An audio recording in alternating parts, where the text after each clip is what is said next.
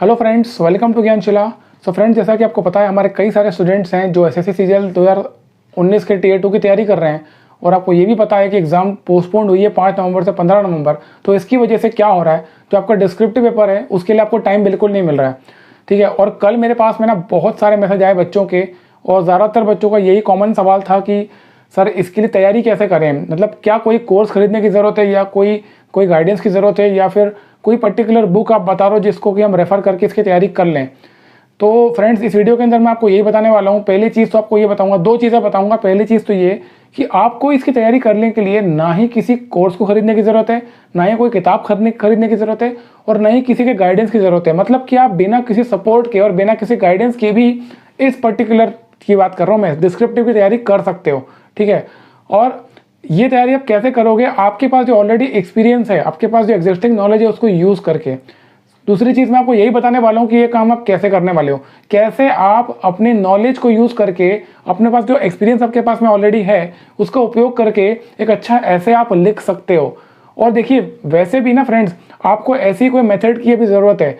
अभी आप अफोर्ड नहीं कर सकते कि आप कोई कोर्स खरीदो या कोई किताब खरीदो और उसमें अपने आप को खपाओ, बिकॉज कोई नई चीज़ आप करने जाओगे ना तो आपका टाइम खा जाएगा और टाइम हमारे पास सबसे बड़ी चीज़ है, शॉर्ट हो रही है अभी।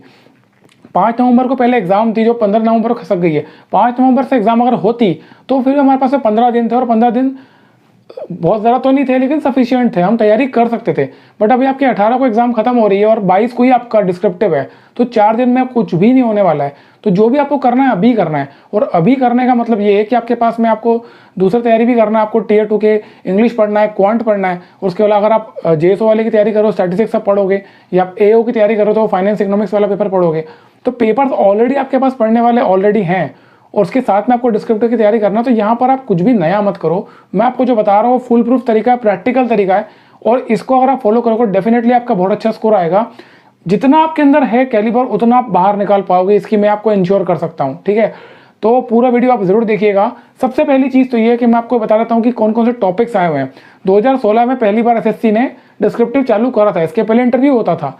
तो मैं आपको लिस्ट देने वाला हूँ, मैं टॉपिक के नाम आपको नहीं बताऊंगा, मैं आपको डिस्क्रिप्शन में लिंक दे रहा हूँ, वहाँ से आप डाउनलोड कर लेना जो जो टॉपिक्स अभी आए हुए हैं। बिकॉज अननेसेसरी मैं एक टॉपिक का आपको नाम बताऊँ फिर उसके बारे में थोड़ा बहुत आपको अगर जानकारी दूंगा अभी तो वो आपके किसी काम नहीं आएगी, आपका टाइम बर्बाद होगा। तो आपको टॉपिक्स के नाम चाहिए। बहुत सारी एग्जाम हुई है, 2016 में सीजीएल में पहली बार डिस्क्रिप्टिव आया, उसके बाद में सीएचएसएल में होता है, एमटीएस में होता है, 17 में, 18 में।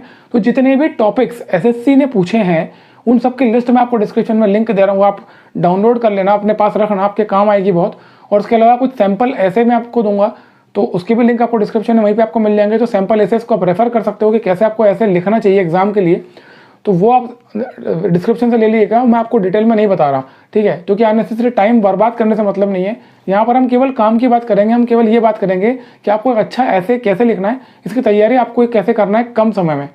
अच्छा हाँ, स्ट्रैटेजी जानने के पहले एक इंपॉर्टेंट चीज़ है, कई बच्चों ने मुझसे ये पूछा था कि सर एक्सपेक्टेड टॉपिक्स क्या हो सकते हैं, मतलब कि हम ये अनुमान लगाएं, तुक्का लगाएं कि कौन से टॉपिक पे ऐसे आ सकता है। ठीक है, तो ये आप ना तो मुझसे अपेक्षा करना ना किसी और से करना, मतलब कि कोई अगर आपको बता भी रहा हो ना एक्सपेक्टेड टॉपिक तो उस पर आप रिलाय मत करना, क्योंकि कोई भी अंतर्यामी नहीं है, कोई भी ये नहीं बता सकता कि एग्जाम में एसएससी कैसे टॉपिक पूछेगा। और इसका उदाहरण मैं आपको बताता हूँ।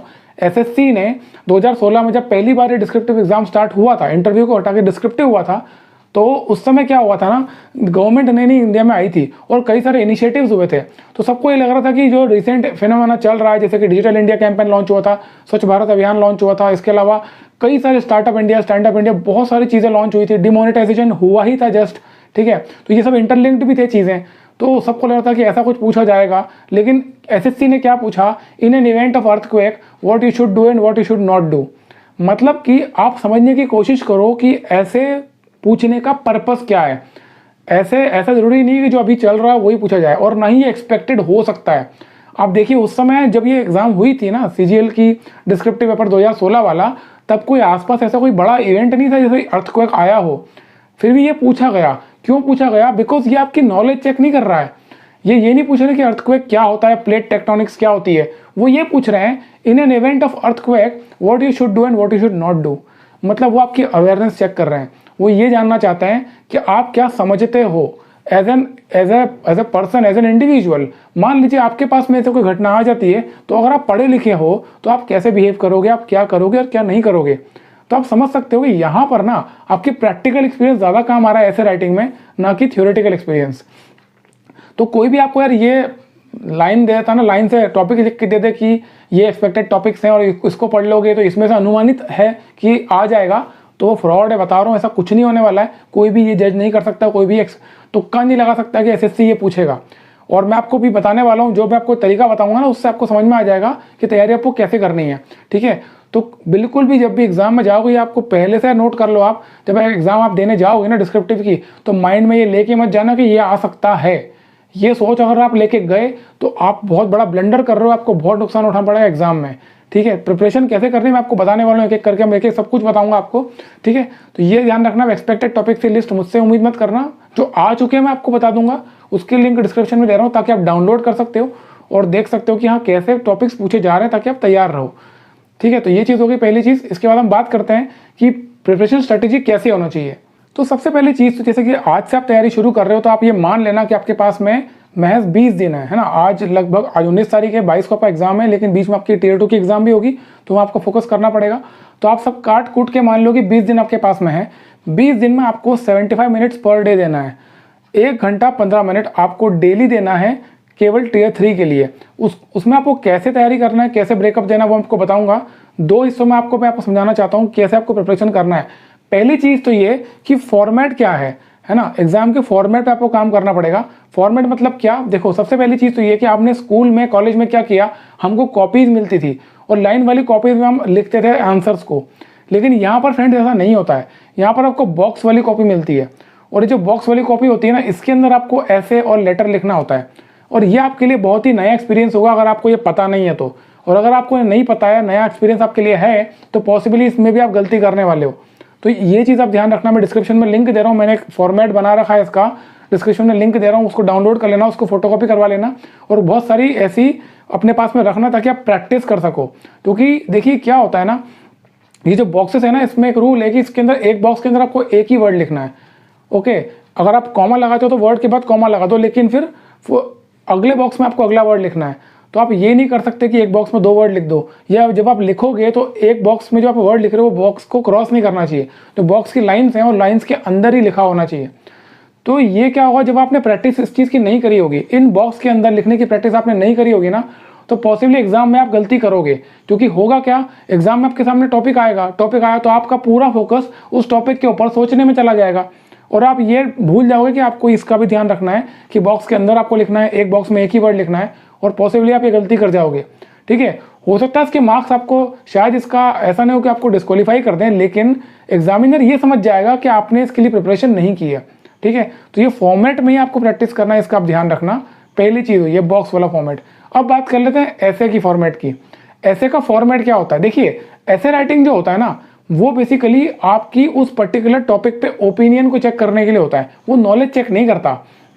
जैसे फॉर एग्जाम्पल आपसे पूछा स्वच्छ भारत मिशन, तो स्वच्छ भारत मिशन से आप क्या समझते हो। अगर आपको इतना सिंपल सा ही पूछ लिया तो आप क्या लिखोगे। तो ऐसे में ना 3 चीज़ें होती है। पहली चीज़ होती है इंट्रोडक्शन, फिर बॉडी, फिर कंक्लूजन। इंट्रोडक्शन में क्या होता है, आप एक ब्रीफ अपना लिखते हो, जो भी आप ओपिनियन आपका है उसका एक शॉर्ट में, कंसाइज में आप लिख देते हो कि आप आगे क्या बताना चाहते हो, है ना। तो इंट्रोडक्शन में जैसे फॉर एग्जांपल स्वच्छ भारत मिशन की हम बात कर लें, आपको ऐसे आता है, तो इंट्रोडक्शन में आप क्या लिखोगे, आप या तो कोट लिख सकते हो गांधी जी का, because it was launch on 2 October 2014 by the prime minister of India. तो गांधी जी की स्मृति में लॉन्च हुआ था, और क्योंकि गांधी जी ऐसे थे कि वो क्लीनलीनेस को पसंद करते थे, तो आप ये कर सकते हो कि इंट्रोडक्शन में आप कोई कोट गांधी जी का कोट को लिख करके ये स्टार्ट कर सकते हो कि यहाँ से इसकी वजह से गांधी जी, क्योंकि he is father of nation, और वहाँ से उनकी मेमोरी में ये स्टार्ट किया गया है as a tribute to Mahatma Gandhi. तो आप ये कर सकते हो, और कोई कोट गांधी जी का जो उन्होंने क्लीनलीनेस के ऊपर दिया हो वो लिख सकते हो। हाँ, लेकिन वो कोट गांधी जी का ही होना चाहिए। ऐसा नहीं करना कि अपने मन से कोई कोट बना के मोटिवेशनल कोट डाल दिया, या संदीप माहेश्वरी का कोई कोट डाल दिया और नीचे गांधी जी का नाम लिख दिया। ये मत करना, आप फूल नहीं कर सकते, आप छल नहीं सकते एग्जामिनर को। ठीक है, तो ये इंट्रोडक्शन आप ऐसा होगा, इंट्रोडक्शन केवल कंसाइज फॉर्म में होगा, और इंट्रोडक्शन आपकी पूरी बॉडी को, पूरे ऐसे को शॉर्टली एक्सप्लेन करता होगा। तो वो होता है इंट्रोडक्शन। उसके बाद आपका आता है बॉडी। बॉडी जो होती है ना, वो आपका मेन क्रक्स होता है, वहाँ पर आपको अपनी डिटेल्स जाननी है, मतलब कि जो थीम है, जो आइडिया है आपके ऐसे का, वो बॉडी के अंदर आएगा। तो वहां पर ना आपको मैक्सिमम एलोबरेट करना है। अब एलोबरेशन का मतलब ये नहीं है कि स्वच्छ भारत मिशन मतलब कि झाड़ू लगाना सड़कों पे। देखिए, ये तभी आप लिख पाओगे जब आपने न्यूज़पेपर डेली ढंग से पढ़ा होगा, जब आपने अच्छी तरह से समझा होगा कि ये अभियान क्या है। और इसके लिए किसी किताब की ज़रूरत नहीं है, इसके लिए किसी की गाइडेंस की या कोचिंग की ज़रूरत नहीं है। अगर आपने डेली बेसिस पे अखबार भी ठीक से पढ़ा हो ना, तो भी आपको ये आप लिख सकते हो बड़े आसानी से। जैसे मैं आपको स्वच्छ भारत मिशन का बता रहा हूँ, अगर आप लिखोगे तो आप क्या लिखोगे, क्लीनलीनेस के बारे में तो आप लिखोगे ही, लेकिन इसका ये बहुत ही ब्रॉडर कॉन्सेप्ट है स्वच्छ भारत। ये कोई योजना नहीं, ये मिशन है। मिशन क्यों है? क्योंकि कई सारी चीज़ों को समाहित करता है। फॉर एग्जांपल, ये हेल्थ जो हमारा जीडीपी है, हमारा जो हेल्थ का जो एक्सपेंडिचर होता है इंडिया का, वो जीडीपी का लगभग 2 से 3% होता है। साल का हम 2 से 3% या कहीं ज़्यादा खर्च करते हैं हेल्थ के ऊपर। अगर क्लीनलीनेस होती है तो जो गंदगी से होने वाली बीमारियां हैं, कई सारे ऐसी चीज़ें हैं जो कि नुकसान करती, जैसे कि मलेरिया होता है, मलेरिया का मच्छर गंदगी से आता है, डेंगू का मच्छर को जमे पानी से हो जाता है। तो ये सारी चीज़ें और भी कई सारी बीमारियां जो गंदगी की वजह से होती है, उसकी वजह से बहुत बड़ा एक्सपेंडिचर हमारा हेल्थ के ऊपर खर्च होता है। वो पूरा खर्चा हमारा बच जाएगा और वही खर्चा जो हम इंफ्रास्ट्रक्चर में या डेवलपमेंट प्रोजेक्ट में खर्च कर सकते हैं। तो ये एडवांटेज आ रहा है स्वच्छ भारत मिशन का।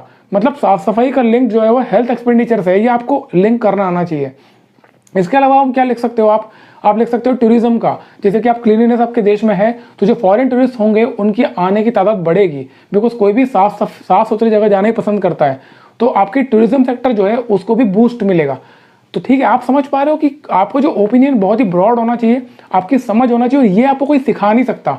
ये कोई कोचिंग या फिर आप कोई किताब कितनी ही पढ़ लेना, आपको ये नहीं आने वाला। ये आपकी खुद की अंडरस्टैंडिंग है और ये केवल आप राइटिंग से ही कर पाओगे। ठीक है, तो जब भी आप लिखोगे ना, तो आप क्या करोगे, पहली चीज़ तो ये कि आपने फॉर्मेट कर लिया, जो आपको बॉक्स वाली मैंने बताया कि बॉक्स वाला आप डाउनलोड कर लेना और केवल उसमें ही प्रैक्टिस करना। और 20 दिन में से आप डेली कम से कम चाहो तो एक ऐसे लिखना और एक आप लेटर लिखना, या चाहो तो 2 दिन लेटर ऐसे लिखो और 1 दिन लेटर लिखो। ठीक है, तो फॉर्मेट आपको पता होना चाहिए कि फॉर्मेट क्या है। फॉर्मेट बहुत इंपॉर्टेंट है कि कैसे आप लिखते हो। लेटर राइटिंग जब करोगे तो सब कुछ आपका राइट में ही आता है। ठीक है ना, ऊपर आपका एड्रेस आता है, नाम आता है, फिर सब्जेक्ट है, रेफरेंस है, फिर मेन, फिर योर सिंसियरली करके, है ना, थैंक यू करके आपका नाम। ठीक है, तो ये सब चीज़ें आपको पता होना चाहिए कैसे लिखना है। फॉर्मेट बहुत क्लियर होना चाहिए आपको कि लिखते कैसे हैं। कंटेंट की बात मैं नहीं कर रहा, कंटेंट एक अलग चीज़ है, बट फॉर्मेट भी सही होना चाहिए, अदरवाइज आपको इसका नुकसान उठाना पड़ेगा। क्योंकि एग्जामिनर समझ जाएगा कि आपको यही नहीं पता है कि लेटर का फॉर्मेट क्या होता है। ठीक है ना, सब्जेक्ट कहाँ लिखते हैं, रेफरेंस कहाँ लिखते हैं, डेट कहाँ लिखते हैं, ओके, किसके लिए योर सिंसियरली होता है, किसके लिए योर्स फेथफुली होता है, ये भी आपको पता होना चाहिए। योर्स लविंगली किसके लिए लिखते हैं। ठीक है ना, जब आप किसी सीनियर अथॉरिटी को एड्रेस करते हो तो योर सिंसियरली लिखते हैं, लेकिन जब हमारे भाई को, बहन को लिखते हैं तो योर लविंगली लिखते हैं। तो लेटर राइटिंग में ये बहुत इंपॉर्टेंट चीज़ होती है जो आपको पता होना चाहिए। इसके भी नंबर जुड़ते हैं और कटते हैं। ठीक है, तो ये चीज़ ध्यान रखना। तो ये आपका फॉर्मेट की बात करी मैंने। अब बात करते हैं कंटेंट की। कंटेंट कहाँ से लाओगे, क्योंकि कंटेंट तो मेन खेल है। आपने पढ़ाई ही नहीं करी, आपको यही नहीं पता है कि लिखना कैसे है। तो देखो, आपके पास में ऑलरेडी बहुत सारा नॉलेज होगा, आप करंट अफेयर्स के लिए बहुत कुछ पढ़ते होगे, ये भी नॉलेज है आपका। इसको आपको चैनलाइज करना आना चाहिए। जैसे मैंने आपको बताया स्वच्छ भारत मिशन में, अगर आप थोड़ा बहुत ही पढ़ते लिखते हो, थोड़े से भी समझदार हो, तो आप लिखना जानते हो, तो आप लिख सकते हो। तो आपने करना कुछ नहीं है, जो भी नॉलेज आपके पास में है, मैंने आपको लिस्ट दे रहा हूँ, प्रीवियस जो आ चुके हैं एसेस, उनकी लिस्ट में डिस्क्रिप्शन में दे रहा हूँ, डाउनलोड करो और उन्हीं एसेस को आप लिखना शुरू करो। आप क्या करो, पहले उनके बारे में थोड़ा सा सर्च कर लो गूगल पे, जो भी आपने सर्च किया उसको माइंड में रखो, फिर उसको बंद कर दो, और जो भी आपने समझा है, जाना है, उसको आप वो बॉक्स वाली कॉपी में लिखना शुरू कर दो और आप डेली बेसिस पे करो इसको। यही आपको सबसे बढ़िया तरीका है, आप एक्सप्रेशन करना सीख जाओगे। क्योंकि देखिए, expression is most important thing. आपके पास हो सकता है बहुत सारी नॉलेज हो, लेकिन उसी नॉलेज को आप एक्सप्रेस कैसे करते हो वो ज़्यादा इंपॉर्टेंट है। एग्जामिनर आपकी नॉलेज आपके अंदर घुस के चेक नहीं करने वाला है, वो आपकी कॉपी चेक करके बताएगा कि आप कितने नॉलेजेबल हो। तो एक्सप्रेशन बहुत इंपॉर्टेंट है, जो कि आपको आता है उसको आप अच्छी तरह एक्सप्रेस कर पाओ। और एक्सप्रेस करने का तरीका वही है कि ज़्यादा से ज़्यादा एक्सप्रेशन आप दो डेली बेसिस पे। चाहो तो डेली आप एक ऐसे भी लिख सकते हो, अगर आप टाइम निकाल सकते हो तो आपकी नींद का आधा घंटा कम कर दो, और चाहो तो आप डेली एक ऐसे और एक लेटर भी लिखो, है ना, और लिखो। और आप चाहो तो अपने फ्रेंड्स को जब आप पढ़ाई करते हो भेज सकते हो चेक करने के लिए, या खुद ही देख सकते हो कि आपने क्या मिस किया और कैसा आपने लिखा है। ठीक, तो ये बहुत ही इंपॉर्टेंट चीज़ है। आप जितना आपके पास में नॉलेज है ना, उसी को यूटिलाइज करो लिखने के लिए। मैं आपको फिर से कह रहा हूँ, आपकी नॉलेज यहाँ पर इंपॉर्टेंट नहीं है, आपका एक्सप्रेशन इंपॉर्टेंट है। तो एक्सप्रेशन पर ज़्यादा फोकस करो, जो आपको आता है उसको अच्छी तरह से लिखो। दूसरी चीज़, जैसे आप हिंदी में लिखते हो, इंग्लिश में लिखते हो, ग्रामेटिकल मिस्टेक मत करना, क्योंकि खराब ग्रामर ये शो करती है कि आपको आपकी भाषा का स्तर क्या है, ठीक है ना। तो वो जरूर ध्यान रखना है कि आप ग्रामर में अच्छे हो, क्योंकि आप इंग्लिश कर भी रहे हो, इंग्लिश की आप तैयारी कर भी रहे हो टियर 2 में, तो इंग्लिश आपकी अच्छी होना चाहिए। अगर आप हिंदी में लिखते हो तो हिंदी भी आपकी अच्छी होना चाहिए, अच्छे शब्दों का आप चयन करो और फैक्ट्स एंड फिगर जरूर लिखो। जैसे कि मैंने आपको बताया कि हेल्थ की जीडीपी कितनी होती है, टूरिज्म इंडस्ट्री जो हमारे देश में कितने लाख करोड़ की टूरिज्म इंडस्ट्री है ना, उससे कितने लोग रोजगार पाते हैं, है ना। तो जैसे कि जब आप फैक्ट्स एंड फिगर्स डालते हो ना, तो ये बताता है कि आप कितने अवेयर हो, आप कितनी जानकारी रखते हो। तो ये जो फैक्ट्स एंड फिगर्स है ना, ये आप ऑलरेडी आपको न्यूज़पेपर मिल जाते हैं। आप डेली अखबार अच्छे से पढ़ो, सुबह उठ के आप जो भी पेपर, अगर आप इंग्लिश में लिख रहे हो तो आप द हिंदू पढ़ सकते हो, और द हिंदू अगर आपके पास में नहीं है तो हमारा टेलीग्राम चैनल का लिंक मैंने डिस्क्रिप्शन में, हम डेली द हिंदू आपको देते हैं। अब मैं ट्राई करूँगा आज से वहाँ पर एक ऐसे का भी डालना शुरू कर दूँ, ऐसे का एक फॉर्मेट डेली, या फिर जो भी ऐसे जो भी टॉपिक्स होते हैं उनके ऊपर एक ऐसे डेली बेसिस पे आपको डाल दिया करूँगा, ताकि आपको पता चल जाए कि ऐसे कैसे लिखते हैं, ठीक है। तो टेलीग्राम चैनल हमारा ज्वाइन करना, आपको सब मिल जाएगा। अगर आप हिंदी से कर रहे हो तो हिंदी न्यूज़पेपर जो आता है उसको पढ़ो, लेकिन अपनी नॉलेज इकट्ठी करो, उसी नॉलेज को आप चैनलाइज करो अपने एक्सप्रेशन में। This is the only way to prepare for descriptive paper, और कम समय में इसमें तैयारी ऐसी हो सकती है। नो डाउट कि समय कम है तो ऐसे करना पड़ रहा है, अदरवाइज डेफिनेटली इसमें सपोर्ट लगता, गाइडेंस लगता है, लेकिन वो तब की बात है जब आपके पास ज़्यादा समय होता। बट अभी कि आपके पास समय कम है, तो इस समय के लिए आप यही करना, ये बेस्ट तरीका है। और फिर से कह रहा हूँ दोस्तों, ये चीज़ ध्यान रखना, कोई एक्सपेक्टेड टॉपिक नहीं होता। अगर आप ये मन में रख के गए कि ये टॉपिक आने वाला है, तो आप हो सकता है कि आप नुकसान करके आ जाओ अपना, क्योंकि मेरे फ्रेंड साथ में वो हो चुका है। जब 2016 में ये टॉपिक आया था अर्थक्वेक वाला, तो कई लोग ऐसे थे जो उसको उम्मीद नहीं कर रहे थे, और ये आ गया तो लोगों ने डूज एंड डोंट से लेकर उन्होंने अर्थक्वेक के ऊपर टॉपिक लिख दिया, जबकि अर्थक्वेक के ऊपर ऐसे नहीं पूछा था। पूछा ये था कि in an event of earthquake what you should do and what you should not do. आपको डूज एंड डोंट्स पूछे गए थे अर्थक्वेक के, और लोगों ने क्या करा, अर्थक्वेक के ऊपर मतलब प्लेट टेक्टोनिक्स, ये वो दुनिया भर की बातें लिख के आ गए। तो ये चीज़ आपको समझना पड़ेगी। एक्सपेक्टेड टॉपिक नहीं होना, अपनी तैयारी रखो, एक्सप्रेशन अच्छा रखो, एक्सप्रेस अच्छे से करो, और जो आपकी बॉक्स वाली कॉपी मैं आपको डिस्क्रिप्शन में दे रहा हूँ उस पर प्रैक्टिस करो, ताकि आपको राइटिंग की प्रॉब्लम ना हो। आपकी क्लीन कॉपी होना चाहिए, साफ सुथरी कॉपी होना चाहिए, उसके भी नंबर जुड़ते हैं, ठीक है। तो उम्मीद करता हूँ मैंने काफ़ी कुछ आपको समझाया होगा इस वीडियो के थ्रू, और उम्मीद करता हूँ आप अच्छी तैयारी करोगे। इस वीडियो में यहाँ तक इतना ही था। Thank you so much.